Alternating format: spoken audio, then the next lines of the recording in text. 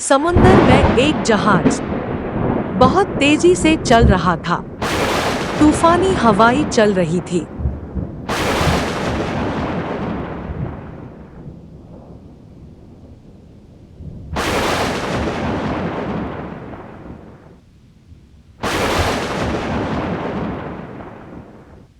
एक कॉफिन में ड्रैकुला बहुत आराम से सो रहा था। जैसे कि उसको पता है यह तूफान उसका कुछ नहीं बिगाड़ पाएंगे। तभी उसकी आंख खुल जाती है।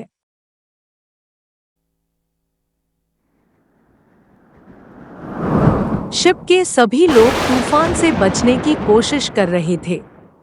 ड्रैकुला की नजर उन लोगों पर गई। वो सबको ऐसे देख रहा था जैसे बरसों का भूखा है और आज वो अपनी बरसों की भूख मिटाएगा। और देखते ही देखते शिप में लाशों का अंबार लग गया।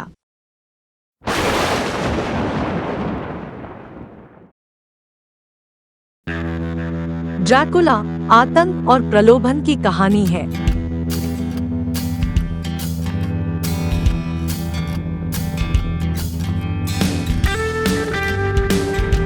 लंदन में रहने वाला हारकर अभी नया वकील बना था।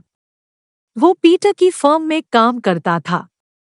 एक दिन उसे ट्रांसिल्वेनिया में रहने वाले काउंट ड्रैकुला की प्रॉपर्टी की खरीद फरोख्त में सहायता के लिए ट्रांसिल्वेनिया भेजा गया। ट्रांसिल्वेनिया पहाड़ों में बसा था। हारकर कुछ लोगों के साथ घोड़ों वाली बग्गी में बैठकर जा रहा था। आधी रात को वो लोग एक दोराहे पर पहुंचे।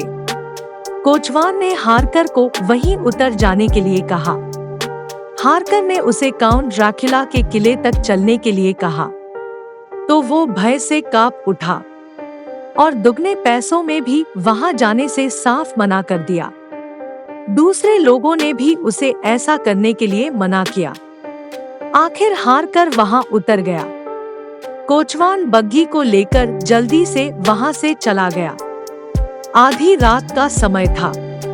जंगली जानवरों की आवाजें आ रही थी। हारकर चिंता में पड़ गया।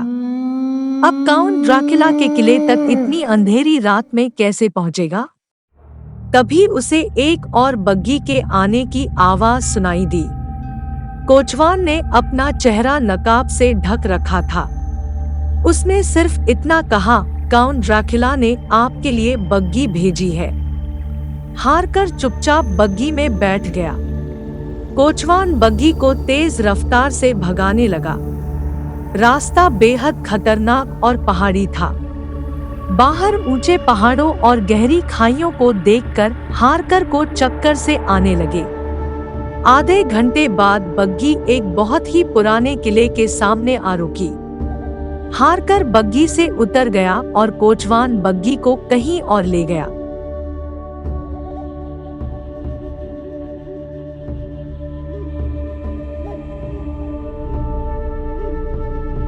महल में पहुंचने पर हारकर का स्वागत रहस्यमय काउंट ड्रैकुला द्वारा किया जाता है, जिसका लंबा और पतला शरीर महल अपने आप में एक अलौकिक वातावरण का अनुभव कराता है। अपने भूल भुलैया गलियारों और भयानक सन्नाटे के साथ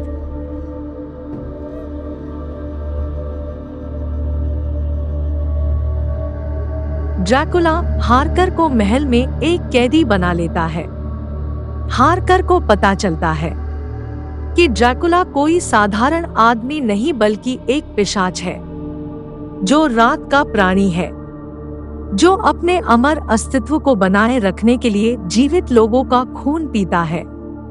हारकर को यह एहसास तब होता है जब वह ड्रैकुला को एक विशाल छिपकली की तरह महल की दीवारों पर चढ़कर अलौकिक शक्ति और चपलता दिखाते हुए देखता है।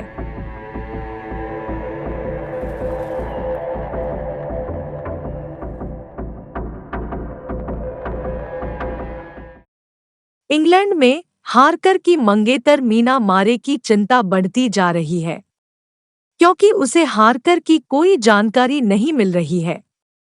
वह व्हिटबी में अपनी दोस्त लूसी वेस्टनरा से मिलने का फैसला करती है, जो एक तटीय शहर है जहां अजीब घटनाएं घट रही हैं।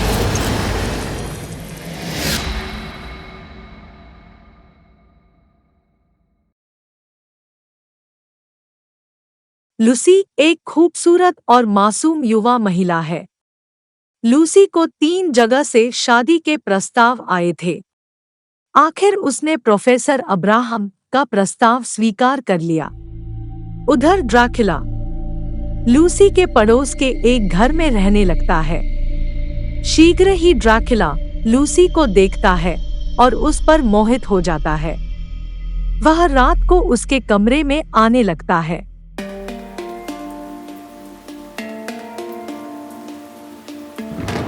और जब वो सो जाती थी तो उसकी गर्दन से खून पी लेता था।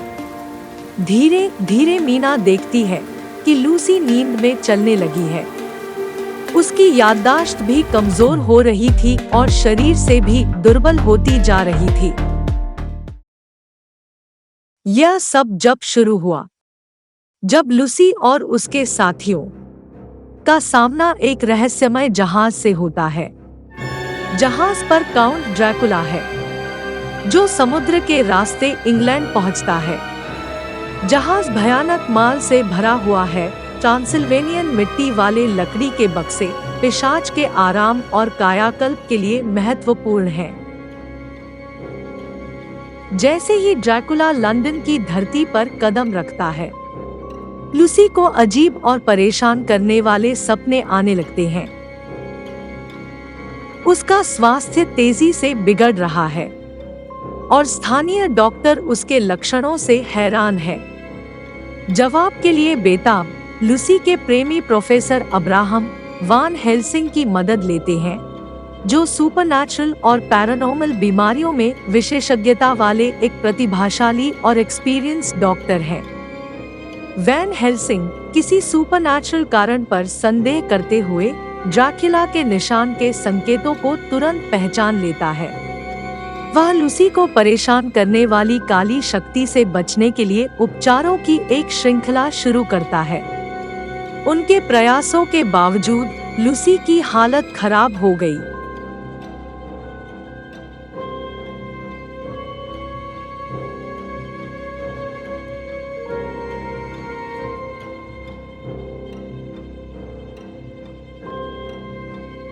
और वैन हेल्सिंग को एहसास हुआ कि उसे बचाने का एकमात्र तरीका लूसी की गर्दन पर 2 काले निशान देखते हैं।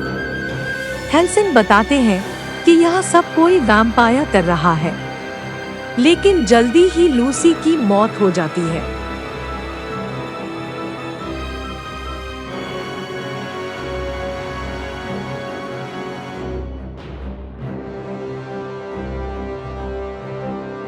हेल्सिंग उसके शव के ऊपर क्रूसिफिक्स रखवा देते हैं ताकि वो वैम्पायर न बने, लेकिन उस क्रूसिफिक्स को एक नौकर बाद में चुरा लेता है, जिसे ड्रैकुला ने सम्मोहित कर दिया था। लूसी की मौत के बाद समाचार पत्रों में खबरें आने लगती हैं कि एक सुंदर औरत बच्चों का शिकार कर रही है।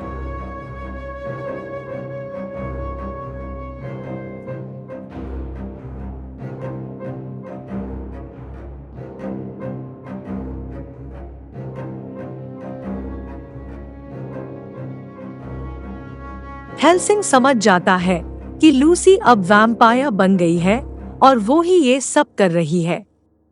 वो यह बात बाकी लोगों को बताता है। सब लोग मिलकर लूसी को ढूंढते हैं और एक रात उसके दिल में लकड़ी का भाला गाड़ देते हैं। उसके मुंह में लहसुन भर देते हैं।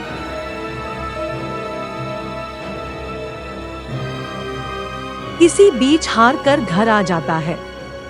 वह सबको काउंट ड्रैकुला की सच्चाई बताता है।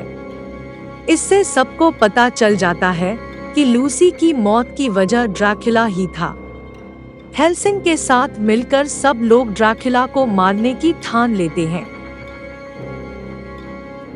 ड्रैकुला जो उसका शिकार करता है, लूसी के भाग्य से निराश होकर उसके प्रेमी ड्रैकुला का पृथ्वी के छोर तक पीछा करने और दुनिया को इस प्राचीन बुराई से छुटकारा दिलाने का संकल्प लेते हैं। मीना, जो हारकर की कठिन परीक्षा की खबर लेकर ट्रांसिल्वेनिया से लौटी है, समूह में शामिल हो जाती है। वे विज्ञान के जानकार वैन हेल्सिंग के साथ एक टीम बनाते हैं और ड्रैकुला को रोकने के लिए एक खतरनाक यात्रा पर निकलते हैं। इस बीच हारकर अपने कष्टदायक और दर्दनाक अनुभव से कमजोर होकर ड्रैकुला के महल से भागने में सफल हो जाता है।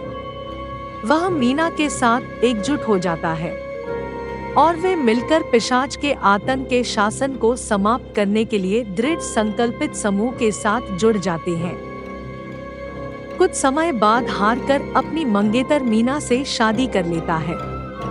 सब लोग ड्रैकुला का पीछा पूरे इंग्लैंड में करते हैं। ड्रैकुला हमेशा एक कदम आगे रहता है और अपने पीछे अंधेरे और मौत का निशान छोड़ जाता है। ये लोग पिशाच की कमजोरियों का पता लगाते हैं। वह सूरज की रोशनी में मर जाएगा। ड्रैकुला बहते पानी को पार नहीं कर सकता और क्रूस जैसे पवित्र प्रतीकों की शक्ति। इस ज्ञान से लैस वे ट्रांसिल्वेनिया में ड्रैकुला का उसके खानदानी पैलेस तक पीछा करते हैं। जैसे जैसे टीम ड्रैकुला के करीब पहुंचता है, तनाव बढ़ता है। ड्रैकुला उनके पीछा करने के बारे में जानता है। वह उन्हें रोकने की कोशिश करता है और उन्हें मारने के लिए अपने कुछ वैम्पायर्स भेजता है।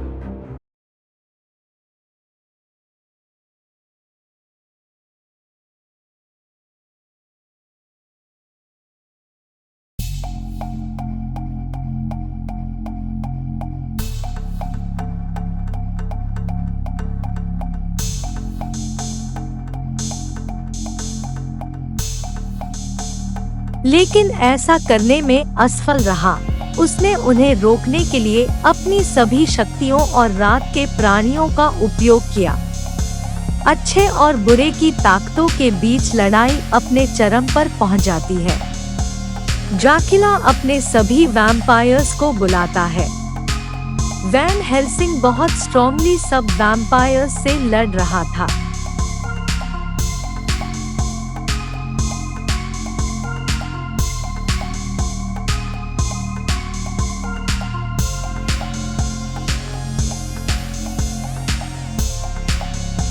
और बाकी लोगों ने ड्रैकुला की नौका पर हमला कर दिया जिसे जिप्सी चला रहे थे।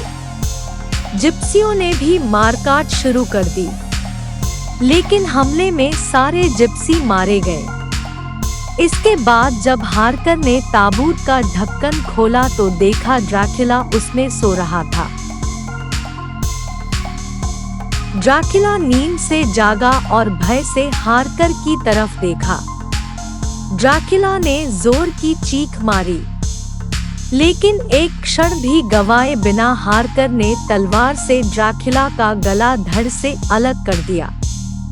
वैन हेल्सिंग ने लकड़ी का भाला ड्रैकुला के दिल के आर पार कर दिया।